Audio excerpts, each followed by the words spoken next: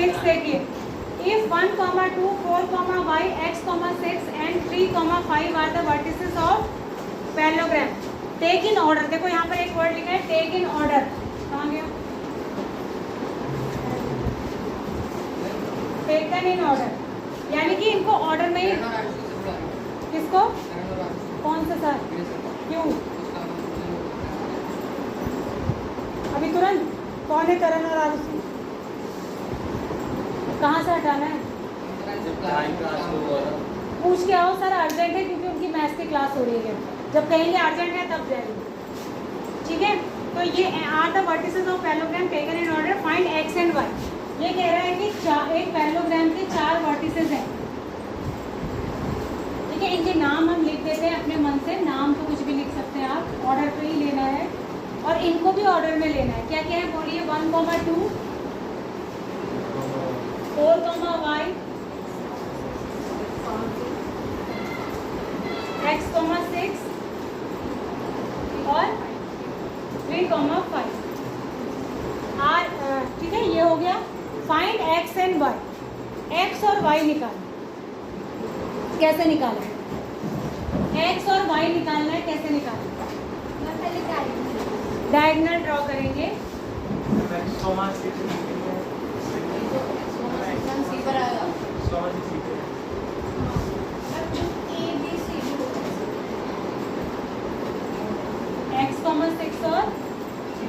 3, 5 diagonal बनाएंगे और diagonal ऊपर कट करेंगे। तो यहाँ पर पैरेललोग्राम की प्रॉपर्टी लगेगी।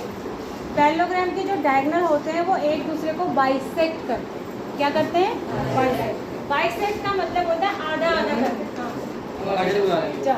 बाइसेक्ट का मतलब होता है आधा आधा करना। क्या मतलब होता है बाइसेक्ट का? आधा आधा करना, ठीक है। अब आधा आधा करेगा जो पॉइंट, इस पॉइंट को मैं ओ कह देती हूँ, ओ तो मैंने लिख दिया है। जो पॉइंट आधा आधा करेगा तो वो किस रेशो में डिवाइड करेगा? 1:1। किस रेशो में डिवाइड करेगा? 1:1, इधर से भी और इधर से। ये इस लाइन के लिए भी मिड पॉइंट है और इस लाइन के लिए भी मिड पॉइंट है, ठीक है। तो क्या करेंगे? इसके कुछ कोऑर्डिनेट मान लूँ मैं, नहीं इसके कोऑर्डिनेट क्यों मान लूँ? आप क्या करेंगे? मैम डायगोनल्स के तो निकालेंगे ना, वो अगर हम मिड पॉइंट लेंगे तो फिर बी के निकालेंगे, फिर वो एक बार मिड पॉइंट लेंगे तो ए से। हाँ, तो क्या करेंगे? मैम मिड पॉइंट वाला फॉर्मूला लगाएंगे। लगाओ। इसके कुछ कोऑर्डिनेट मान लो, क्या मान लेंगे? RS मान लो, ठीक है, RS मान लेते हैं। तो अगर मुझे R निकालना है, ध्यान से सुनो, R निकालना है इस लाइन को देखते हुए, अभी दूसरी लाइन को भूल जाइए। तो क्या हो जाएगा? M1x2 plus M2x1 upon M1 plus M2, ठीक है। और S क्या हो जाएगा? M1y2 plus M2y1 upon M1 plus M2, ठीक हो गया? निकाल लिया, ठीक हो गया। अब यही चीज, इसी के दोनों कोऑर्डिनेट इस लाइन को लेके भी निकाल दो। पहले इसको सॉल्व कर लो। M1 कितना है? 1। तो यहाँ से ये फॉर्मूला रिड्यूस होके हो जाएगा x1 प्लस x2/2, क्योंकि M1 M2 1, ठीक है। मिड पॉइंट के लिए यही होता है। और S इक्वल्स टू हो जाएगा y1 प्लस y2/2। होना यही चाहिए, ये डायरेक्ट भी मैं लिख सकती थी, लेकिन मैंने आपको बताया कि ये आया क्यों, क्योंकि M1 और M2 1 1 होंगे, क्योंकि हमारा जो पॉइंट O है वो क्या है? Mid point. पॉइंट O क्या है? Mid point. जैसे आप इसको सॉल्व करेंगे तो x1 प्लस x2/2 यानी R इक्वल्स टू आपका आ जाएगा, x1 कितना है? 1 प्लस x/2 और S कितना आ जाएगा? y1 प्लस y2/2 यानी 2 प्लस 6/2, तो यानी 1 प्लस x/2 और ये हो जाएगा 8/2 यानी कि 4। 8/2 यानी कि, अरे बोलो, ठीक हो गया। ये किसके कोऑर्डिनेट आए? O के। किसके कोऑर्डिनेट आए? O के कोऑर्डिनेट।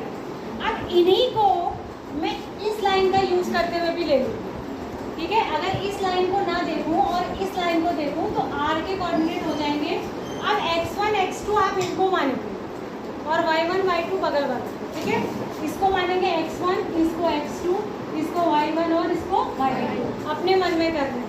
तो पहला हो जाएगा x1 प्लस x2/2 यानी 4 प्लस 3/2 यानी कि 7/2 और s की वैल्यू हो जाएगी y1 प्लस y2/2 यानी 5 प्लस y/2।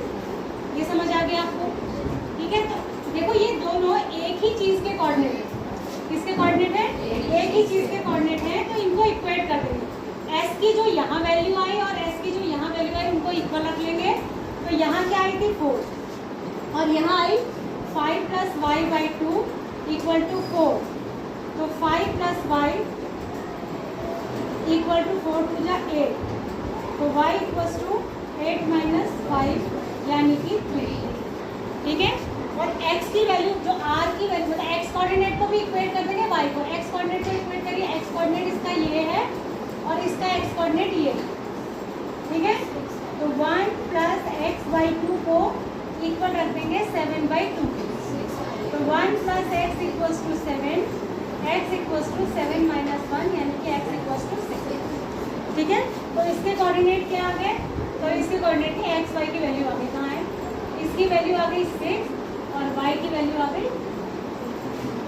बात समझ में आई? प्रॉपर्टी किसकी लगेगी? पैरेललोग्राम। सबसे पहले क्या करना है? डायगोनल ड्रॉ करना है। या इसमें जब तक अगर आपको ये याद नहीं रहेगा कि हमेशा पैरेललोग्राम के डायगोनल बाइसेक्ट करते हैं, अगर ये की पॉइंट की लाइन आप भूल गए तो आप इस क्वेश्चन को नहीं कर पाएंगे, ठीक है। आपको ये याद रखना है कि जो पैरेललोग्राम के डायगोनल होते हैं एक दूसरे को क्या कहते हैं? बाइसेक्ट। और किस किस के बाइसेक्ट करते हैं? स्क्वायर के बाइसेक्ट करते हैं, रेक्टेंगल के भी बाइसेक्ट करते हैं, ठीक है, और रोम्बस के भी बाइसेक्ट करते हैं। क्यों? क्योंकि ये सारे ही एक तरीके के पैरेललोग्राम ही हैं। रोम्बस भी एक तरीके का पैरेललोग्राम है, रेक्टेंगल भी एक तरीके का पैरेललोग्राम है और स्क्वायर भी एक तरीके का पैरेललोग्राम है। और पैरेललोग्राम खुद तो पैरेललोग्राम है। तो हमने क्या करा, ये जो मिड पॉइंट था इसके कोऑर्डिनेट निकाले दो प्रकार से, एक बार इस लाइन का यूज़ करके, एक बार इस लाइन का यूज़ करके। दोनों में x कोऑर्डिनेट और y कोऑर्डिनेट को इक्वल रख देंगे तो x की वैल्यू भी आ जाएगी y की भी। ये इंपॉर्टेंट क्वेश्चन है एग्जाम में, can be given in PT 2 और 3, ठीक है। समझ आ गया? आगे बढ़ जाए, किसी को डाउट तो नहीं है? चलिए अगला देखो। अगला क्वेश्चन है find the coordinates of the point A where AB is the diameter of a circle whose center is this। कितना आसान क्वेश्चन है, देखो क्वेश्चन में ही आंसर छिपा है। ये कह रहा है कि AB जो है एक सर्कल का डायमीटर है। भाई जब डायमीटर है तो सेंटर से जाएगा, सेंटर से जाएगा और सेंटर हमेशा डायमीटर को दो पार्ट्स में डिवाइड करता है, दो इक्वल पार्ट्स में। तो ये सेंटर जो है मिड पॉइंट है, तो इसका मतलब M1 भी 1 हो जाएगा और M2 भी क्या हो जाएगा? 1 हो जाएगा। ये हमें खुद ही सोचनी है, इतनी बात है। उसने तो खाली क्वेश्चन लिख दिया, बाकी उससे रिलेटेड क्या चीज़ें होनी चाहिए इसमें आपको अपने दिमाग का इस्तेमाल करना है। अभी कहता है where AB is the diameter of a circle whose centre is this. तो एक तो आपको सेंटर के कोऑर्डिनेट दे रखे हैं और दूसरा आपको किसके कोऑर्डिनेट दे रखे हैं? B के 1, 4, ठीक है। आपको किसके कोऑर्डिनेट निकालने? A के। इसको मान लेते हैं x1 y1। Formula distance formula ही लगेगा। अब यहाँ पर सीधे ही इसको आप x मान लो, इसको y, तो x इक्वल्स टू सीधे होता है x1 प्लस x2/2 होता है ना। और x की वैल्यू आपको पता है 2, x1 आपको निकालना है, x2 आपको पता है 1 है अपॉन 2। ये इधर मल्टीप्लाई होगा तो 4 इक्वल्स टू x1 प्लस 1। तो x1 की वैल्यू आ जाएगी 4 माइनस 1 यानी कि 3। ये आ गया 3। इसी तरीके से y1 निकालो, y1 निकाल लेंगे ना। y इक्वल्स टू हो जाएगा y1 plus y2/2। y1 y है, y2 4 है अपॉन 2 और ये हो जाएगा -3 इक्वल टू, तो कितना आ गया? -6 इक्वल्स टू y1 प्लस 4। तो y1 इक्वल्स टू आ गया -6 माइनस 4 यानी कि -10, ठीक है। ये है, आगे बढ़ जाए। अब अब ये क्वेश्चन बहुत अच्छा है, ये भी इम्पोर्टेंट क्वेश्चन है जो मैं अब बताने जा रही हूँ। 8 क्वेश्चन, आगे बढ़ जाए। क्वेश्चन नंबर 8 ये कर लेंगे ना। क्वेश्चन नंबर 8 देखो, ये बहुत इंपॉर्टेंट क्वेश्चन है, ध्यान से देखो। अलग तरीके का, इसके सारे क्वेश्चन अलग अलग ही है। If A B are this and this, यहाँ देखो मैं फिगर बना रही हूँ। ए बी आर, ए के और बी के कोऑर्डिनेट दिए क्या है, -2, -2 और 2, -4 respectively. Find the coordinates of P, P के कोऑर्डिनेट्स निकालने हैं सच दैट पी इस तरीके से है कि ए पी इक्वल्स टू है 3/7 ए बी, ठीक है। P lies on the line segment A B, P line segment A B के ऊपर। तो कैसे करेंगे, देखो इसमें आपको रेशो मतलब m1 m2 एग्जैक्टली नहीं दिए। देखो आप ए बी को इधर लाएंगे पहले, ये आ जाएगा 3/7। अब देखो ये किसका रेशो आ गया, यहाँ देखो सारे बच्चे be straight and concentrate on board. AP का रेशो आ गया एबी के साथ, हमको एपी का रेशो चाहिए होता है पीबी के साथ, ठीक है। तो ये गड़बड़ है इसमें। अब हम इसमें वही वाला मेथड लगाएंगे जो हम लगाते थे ट्राइंगल्स में, इसमें लगाते थे ट्राइंगल। तो हम पहले क्या करेंगे, पहले हम इसको उल्टा कर देंगे। हम करेंगे AB अपॉन AP क्या आ जाएगा 7/3। अब हम दोनों साइड -1 करेंगे, लिखेंगे पहले सब्ट्रैक्टिंग 1 बोथ द साइड्स, ठीक है। दोनों तरफ -1 करेंगे तो क्या हो जाएगा AB अपॉन AP -1 और 7/3 -1। 1 के नीचे 1 लेके एलसीएम जब लेंगे तो इधर आ जाएगा AB - AP whole upon AP आएगा और इक्वल टू क्या आ जाएगा, इसको मिटा दे रही हूँ के लिए। इक्वल टू क्या आ जाएगा 7 - 3/3। तो AB में से AP माइनस होगा तो क्या बचेगा PB, क्या बचेगा PB upon AP equal to 4/3। उल्टा फिर से कर दो तो AP upon BP equal to क्या हो जाएगा 3/4, ठीक है। तो AP अपॉन BP 3/, कौन बोल रहा है -2, और ये था 2, -4, ये था P। अब मुझे पता चल गया ये 3 है और ये, ठीक है। अब पता चल गया ना, बस यही इसमें एक ट्रिक थी। तो इस पॉइंट के कोऑर्डिनेट निकालने, find the coordinate of P निकाल लेंगे। कौन सा फॉर्मूला लगेगा, एक ही तो फॉर्मूला ही है इस चैप्टर में, सेक्शन फॉर्मूला। यहाँ पर पूरा प्रॉपर्टी लगाना पड़ेगा m1x2 + m2 m2x1 upon m1 + m2, क्योंकि यहाँ पर P मिड पॉइंट नहीं है, P एक जनरल पॉइंट है, मिड पॉइंट नहीं। तो यहीं तक करना थोड़ा डिफिकल्ट था, उसके बाद तो सीधे डायरेक्ट फॉर्मूला अप्लाई कर लेंगे ना, आगे बढ़ जाते। वेरी गुड गुड़िया, आज बहुत तेज हो रही, क्या बात है गुड़िया, सारे क्वेश्चन करके आई घर से, करके भी आई तो अच्छी बात है, प्रैक्टिस करके आना इज़ द गुड थिंग, ठीक है।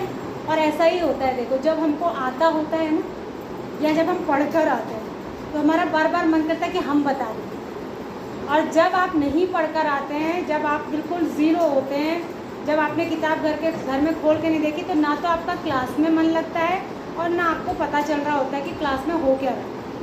जब आप थोड़ा सा भी घर से देख कर आएंगे ना टॉपिक को, तो आपको खुद क्लास में टॉपिक अपने आप ही समझ में आएगा, उसमें कोई दो राय नहीं है कि नहीं आए। उसने पढ़ रखा है तो उसका मन कर रहा है कि बार बार मैं बता दूँ जल्दी। एक लड़की बगल में है, स्नेहा शामल, जानते? मैं 9th की क्लास टीचर, इस साल इनको मैंने पहले पढ़ाया होगा तो होगा एक आधा, वैसे नहीं पढ़ाया क्योंकि मैं छुट्टी पे ही थी बहुत, उससे पहले पता नहीं पढ़ाया है वैसे शायद, लेकिन स्नेहा शामल का मुझे याद नहीं। तो जब कोई चीज़ अनएक्सपेक्टेड होती है, मैंने अभी PT1 की कॉपी जब बांटी दिखाई, उसको एक्सपेक्टेड नहीं था कि उसके हाईएस्ट मार्क्स होंगे क्लास में, उसके 40 आउट ऑफ 40। वो बेहोश होने को तैयार अपनी कॉपी देख के, मतलब वो थोड़ी देर तो यकीन ही नहीं हुआ उसको, हाय मेरे कैसे आए, क्योंकि क्लास में जिन बच्चों को, सारे बच्चे भी सोच रहे थे कि जिनके होंगे उनके नहीं थे, उसके थे 40 आउट ऑफ 40। तो उसको कुछ देर के लिए यकीन ही नहीं हुआ, मतलब वो ऐसे हो गई जैसे BP नहीं बढ़ जाता है, बहुत खुश हो गई ज़रूरत से ज़्यादा। तो कहने का मतलब ये है कि जब आप अच्छा करते हैं तो आपको खुशी ही होती है, तारीफ होने में, अच्छे मार्क्स आने में आपको खुद बहुत अच्छा फील होगा। और उस दिन से उसकी सिंसियरिटी भी बढ़ गई अपने आप ही, क्योंकि उसको ये हो गया कि मैं इस चीज़ को मेंटेन भी करूँ आगे, कि PT1 में आ गई तो मेरे PT2 में भी अच्छे आए, तो अच्छी बात है वो पढ़ के आई। अच्छा लग रहा है मुझे आज उसको देख के। एक दिन मैंने उसको डांटा भी था, ठीक है। तो this is the way of teacher. अच्छे पे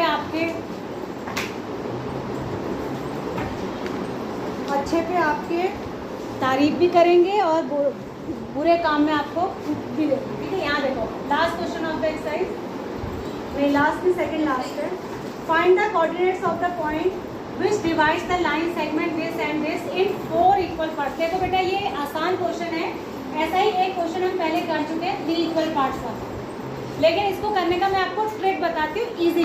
देखो ये कह रहा है कि उन पॉइंट्स के कोऑर्डिनेट निकालो जो इन 2 पॉइंट्स को, ये जो लगातार बोल रहा है ना, अगर मुझे मिल गया, मेरी नज़र में आगे, मैं उसको भी अभी पुटान कर दूँगी यही कैमरे पर। यहाँ देखो ये कह रहा है कि कुछ पॉइंट्स हैं जो इनको 4 इक्वल पार्ट्स में इस लाइन को डिवाइड करते हैं। अब 4 इक्वल पार्ट्स में अगर डिवाइड करते हैं तो कितने पॉइंट होंगे? 2 पॉइंट 4 में डिवाइड कर देंगे, 3 होंगे। कितने होंगे? 3। तो C, B, E, और ये चारों पार्ट इक्वल है, ठीक है। अब सुनो, अगर मैं देखो तुम क्या 3 के 3 पॉइंट्स के रेशो एक साथ, 3 के 3 पॉइंट्स के कोऑर्डिनेट एक साथ निकाल सकते हो? एक एक करके निकालो। कैसे निकालोगे? एक एक करके। जब एक एक करके निकालोगे, यहाँ देख वीरेन बहुत मुस्कुरा रहा है, मैं बाहर फेंक दूंगी अभी, तो ये मत सोचा करो कि मैम को दिख नहीं रहा है, मेरी नज़र बहुत तेज है। यहाँ देखो मैं सब पे नज़र रखती हूँ, मैं ऐसे एक बार देखती हूँ मुझे पता लग जाता है कौन क्या कर रहा है, कौन कंसंट्रेट कर रहा है, शकल से ही आपकी, और कौन नहीं कर रहा। पहले आप मान ले, देखो निकाल आप किसी के भी सकते हैं, पहले C के निकालो, D के निकालो, जो आपको अच्छा लगे।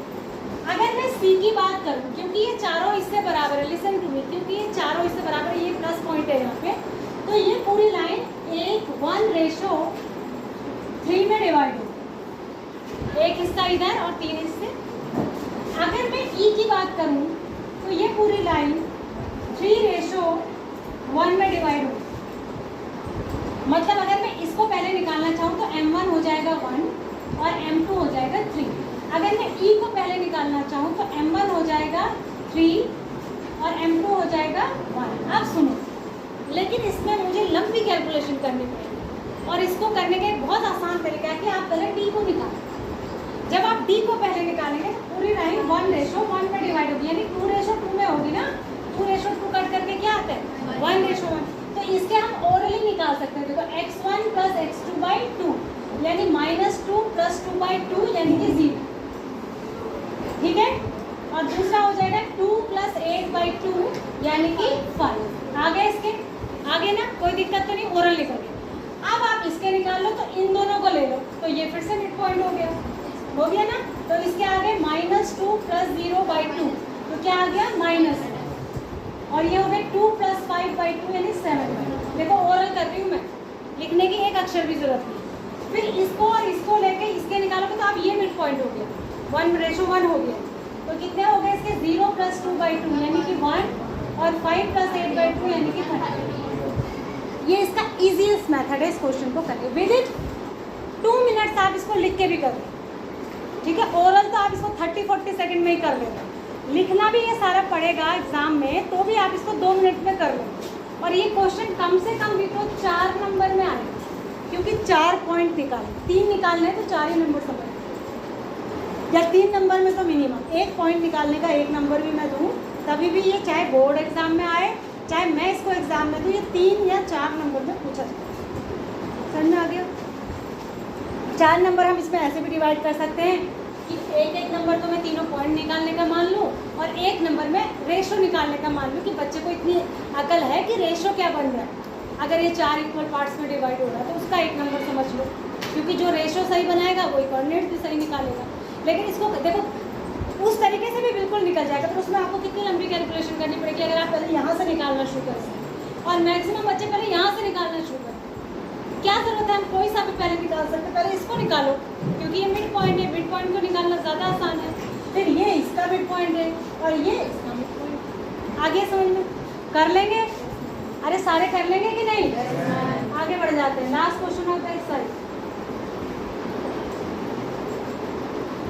Find the area of a rhombus if its vertices are this and this taken in order. एक रोम्बस है, बताइए एरिया कैसे निकलेगा? पूरी या फातिमा आप बताओ।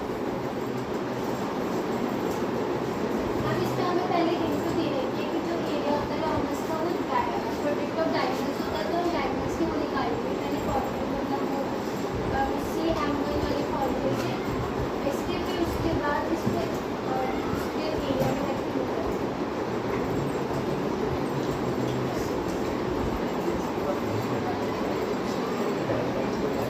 कैसे करेंगे बेटा? गुड़िया ने बता दिया।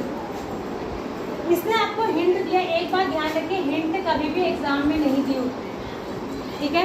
हिंट हमेशा बुक में दी होती है। अगर बोर्ड एग्जाम में या एग्जाम में ये क्वेश्चन आएगा तो यहीं तक आएगा, आगे हिंट नहीं दिया है। हिंट में ये कहता है कि जो एरिया ऑफ रोम्बस होता है वो होता है half into product of diagonals. Diagonal की जितनी वैल्यू होगी उसी का प्रोडक्ट जो होता है उसका आधा कर दो। ये आपका 8th क्लास में था फॉर्मूला एरिया ऑफ रोम्बस का, d1 इंटू d2/2 नहीं था क्या? एरिया ऑफ रोम्बस का फॉर्मूला पढ़ा है आपने? आपको तो याद रहता नहीं है, मुझे याद है। ये 8th में था, 8th की जो पुरानी किताब उसमें था, ठीक है? आपने पुरानी वाली ही पढ़ी है तो आपने ये पढ़ा। अब मुझे बताओ यहाँ पे कौन सा फॉर्मूला अप्लाई हो? क्या यहाँ पर सेक्शन फॉर्मूला लग रहा है? पूरी सेक्शन फॉर्मूला लग रहा है यहाँ पे?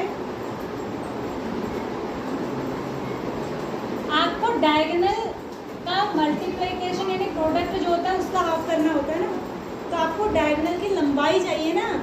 अरे लंबाई तो चाहिए, कोऑर्डिनेट थोड़ी चाहिए, कोऑर्डिनेट तो दिए हैं तो लंबाई, तो डिस्टेंस फॉर्मूला लगेगा। कौन सा फॉर्मूला लगेगा? डिस्टेंस। आप AC निकाल लेंगे डिस्टेंस फॉर्मूला से, आप BD निकाल लेंगे डिस्टेंस फॉर्मूला से, जो भी आएंगे दोनों को मल्टीप्लाई कर देंगे और उसका आधा कर देंगे, ये एरिया होगा। कर लेंगे। ये आसान क्वेश्चन दिया है लास्ट में, लेकिन अब बच्चे कहाँ, अभी तो खैर ये एक्सरसाइज में है, तो एक्सरसाइज में है का ये मतलब नहीं है कि इसको सेक्शन फॉर्मूले से करना है, ऐसा नहीं। ये किससे होगा? डिस्टेंस। ठीक है, इसको नोट कर लो कैसे करना है, ठीक है? अब हमारा सबसे महत्वपूर्ण चैप्टर स्टार्ट होने वाला है, दैट इज ट्रिग्नोमेट्री, ठीक है? हाँ बोलो, ये हो गया?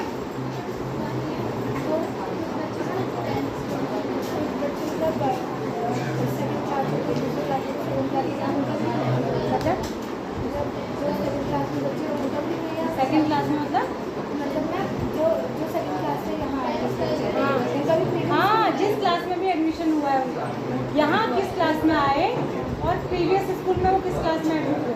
मतलब प्रीवियस स्कूल में हमें ये नर्सरी वर्सरी का मतलब नहीं होता था, वहाँ तो नर्सरी से ही पढ़े होंगे, जब सेकंड से यहाँ आ गए, यहाँ सेकंड से आए तो यहाँ सेकंड, बस उनका सेकंड लिख दो यहाँ की।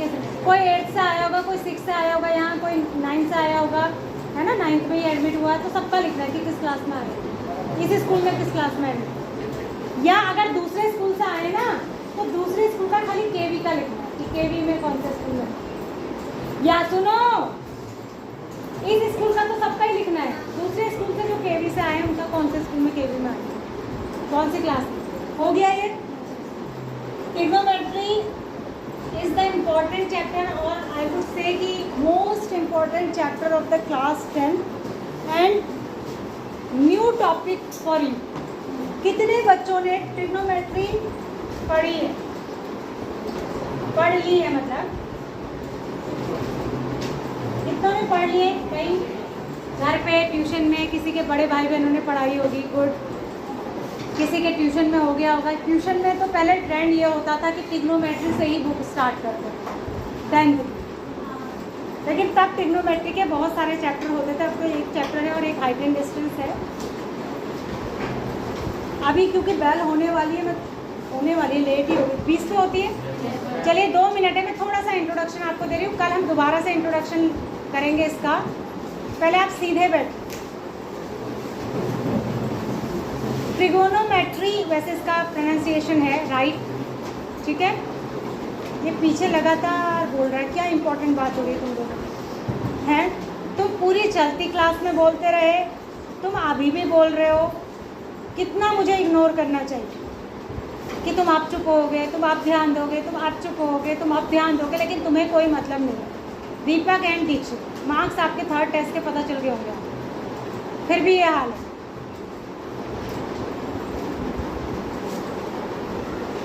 आयु से क्लास तू तो स्पोर्ट्स में ही चला जाए, एकेडमी कोई है इंटरनेशनल नेशनल, तो पढ़ना छोड़ दे बेटा। स्पोर्ट्स में स्पोर्ट्स खेलने का मतलब ये नहीं होता कि आप एकेडमिक में बिल्कुल ज़ीरो हो जाए। दोनों चीज़ें पैरेलल चलानी होती है। उसका मतलब ये नहीं कि आप एक पार्ट को बिल्कुल ज़ीरो ही कर देंगे।